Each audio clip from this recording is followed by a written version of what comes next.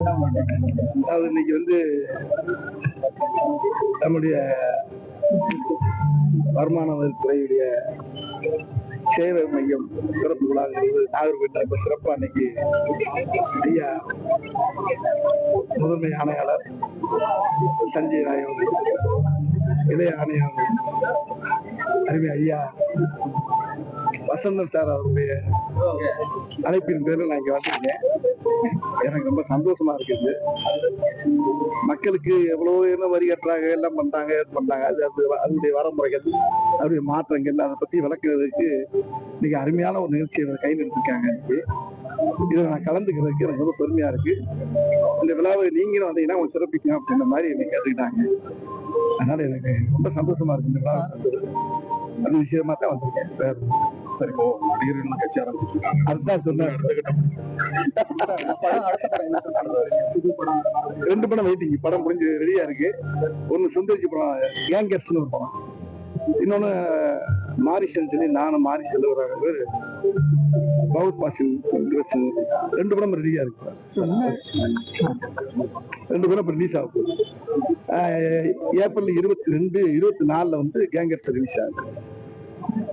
ரொம்ப இன்ட்ரெஸ்டிங்கா பயங்கரமான காமெடி விருந்து படம் பார்க்கலாம். இன்னொரு படம் அந்த மாரிஷன் படம். 2 படம் ரெடியா இருக்கு. அயன் பண்ணி ரெடியா இருக்கு. ரிலீஸ் பண்ணிட வேண்டியதான்.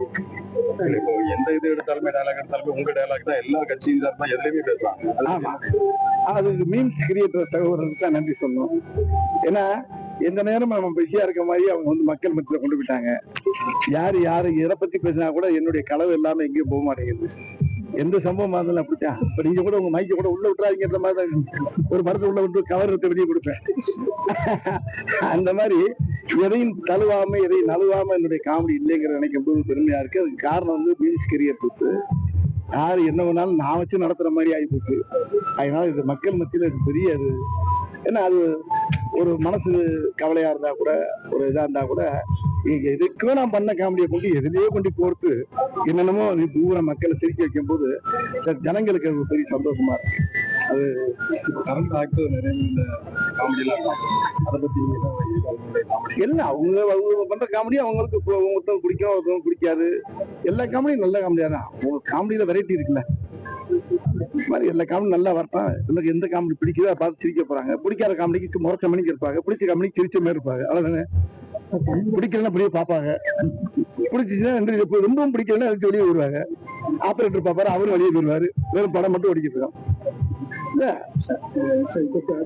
நிறைய ஹீரோவா நிறைய படம் நடிச்சு அடுத்த ஹீரோவா நடிக்கலாம். அதாவது எம்ஜிஆருக்கு வந்து பல படம் தோல்வியாயிருக்கு, சிவாஜி பல படம் தோல்வியாயிருக்கு, ஏன் ரஜினி சாருக்கு பல படம் தோல்வியாயிருக்கு, கமல் சாருக்கு பல படம் தோல்வி இருந்து வாழ்க்கைங்கிறது தகவல் தானே. எந்நேரம் ஜெயிச்சுக்கிட்டே இருந்தா ஒரு படம் ஓடிக்கிட்டே இருந்தா ஒரு படம் ஓடும், ஒரு படம் ஓடாது. அதுக்கு என்ன பண்றது? பூரா பார்த்தா வாட்ஸ்அப் அது இது கொண்டாட்டீங்களே, பூரா பாதி படத்தை இங்கேயே பாத்துருக்கீங்களா? அப்புறம் அவங்க படம் எப்படி ஓடும்? எல்லாரும் தேர்ல போய் பார்க்கணும், எல்லாரும் பார்த்து உட்காரணும். அது வாசல்லே ஒரு மைக்க பிடிச்சு அந்த படத்தை பத்தி என்ன நினைக்கிறீங்க, படம் ரொம்ப கேவலமாக்காமல அப்படின்னு நீங்களே கேட்பீங்க. அப்படியே அவன் டிக்கெட் எடுத்தவங்களுக்கு டிக்கெட் அவனே வித்துட்டு போயிடறான். டிக்கெட் எடுத்து உள்ள போறவனே அவனுக்குள்ள எடுத்து விற்கிறான். போலீஸ் வந்து கைங்களும் டிக்கெட் எவ்வளவு நான் விற்கிறேன் இல்லைங்க, படம் பிடிக்கிற அதெல்லாம் விற்கிறேன். இப்படி நிறைய விஷயங்கள் வந்து சில படங்கள் அப்படி இருக்கும். ஆனா நான் பண்றப்ப செலக்ட் பண்ணிக்கிட்டீங்க. இப்போ நான் பண்ணிக்கப்பட 2மே ரொம்ப செலக்ட் பண்ணி ரொம்ப அருமையா வந்து நீங்க பார்க்கலாம்.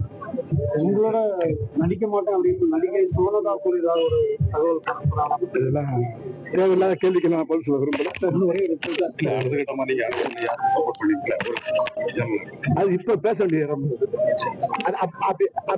அப்படி வச்சுக்கலாம். அடுத்த மீட்டிங் வச்சுக்கலாம். இங்க வருமான வரித்துறை சம்பந்தப்பட்ட விஷயமா வந்துக்கிட்டாங்க. இங்க அரசியல் பத்தி பேசுறாங்க. இளைய இயக்குனர் தான் தெளிவா தான் இருக்காங்க. நல்ல தெளிவா வர்றாங்க.